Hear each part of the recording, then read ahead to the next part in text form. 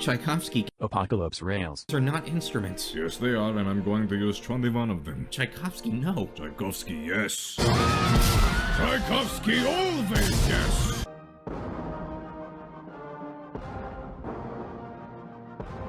Maybe I should do something. Yes, like killing the next Harrison bitch boy. Hello viewers and welcome to another episode of Trashtalk on Lancer. In this episode, Barbarossa. Frederick I, or better known as Frederick Barbarossa, was a Holy Roman emperor who sieged the crap out of kingdoms.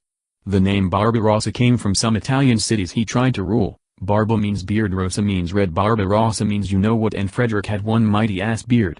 Barbarossa the mech is certainly designed to live up to his historical fame by being an excellent siege specialist, except for the actual beard part. As for its stats, its health points is decent, armor is good but its evasion is suffering and so is its speed. Its sea defense is terrible but it does have a nice heat cap, and while it has good sensor range it's not gonna be any good at tech attack. Also, it's fucking thick as the only size 3 player mech in the entire tabletop game so far.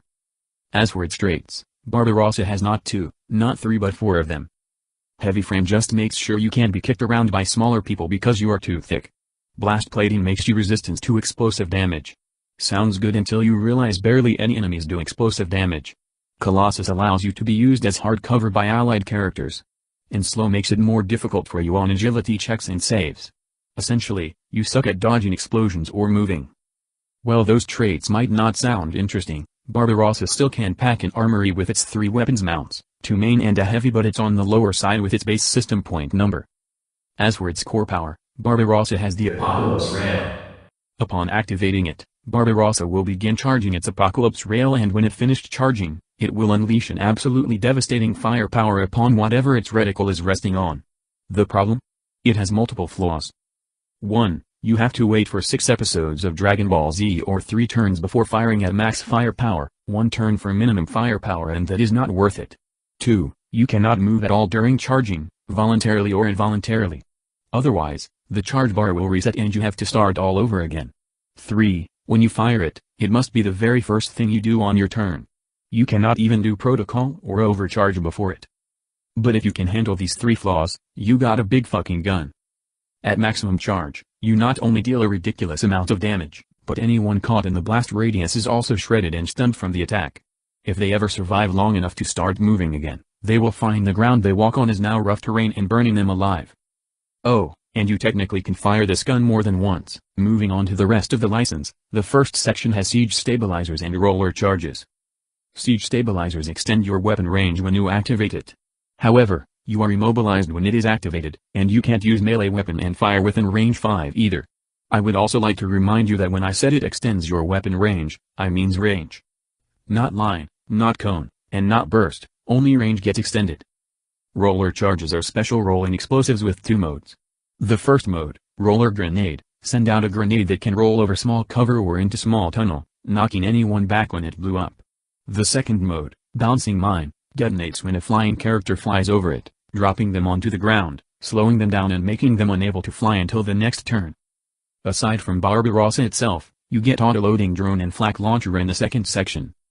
Autoloading drone allows you to send out a drone that can hit a nearby character to reload weapon quicker. The problem is that it can only do a single weapon at a time, but it is not like anyone is gonna use more than one loading weapon unless it's a certain someone. Use it for yourself or your allies, it will do good either way. Flak launcher reminds a flying unit what happens when they fly straight into a cloud of metal shrapnels, forcing them to land and become slowed and unable to fly till their next turn. Useful when there are pesky bugs around and you aren't good enough to use bouncing mine. As for the last section, you get external ammo feed and siege cannon. External ammo feed is basically module version of the autoloading drone, allowing you to reload any single weapon quickly. However, it will cost you quite a bit of heat in doing so watch your heat bar when you do this. And you can't help your allies with this system either, but at least it will move with you unlike the drone version. Siege cannon is a super heavy class cannon type weapon that is basically, well, a big fucking cannon. You can either fire it with siege mode to blow shit up or with direct fire when you just fucking hate something really badly. I would recommend using siege mode all the time just to nuke the crap out of your enemies but that require reloading after every shot, so when there's a singular target on the field, use direct fire. Heck, you could use it in danger close situation too, even knocking them back. All in all, if you want a place to be burnt to the ground, Or you just want a walking wall of guns, Barbarossa is yours. Whatever you are using it for, make sure you don't put it at close range fighting and keep it away from a guy named Tchaikovsky too.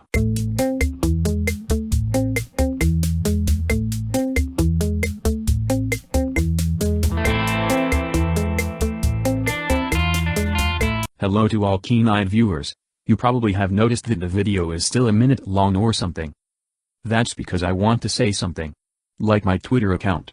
I figured that I should open one sooner or later because that's what all other tubers did, probably not as stupid I was when making it. But anyway, I got a Twitter account now.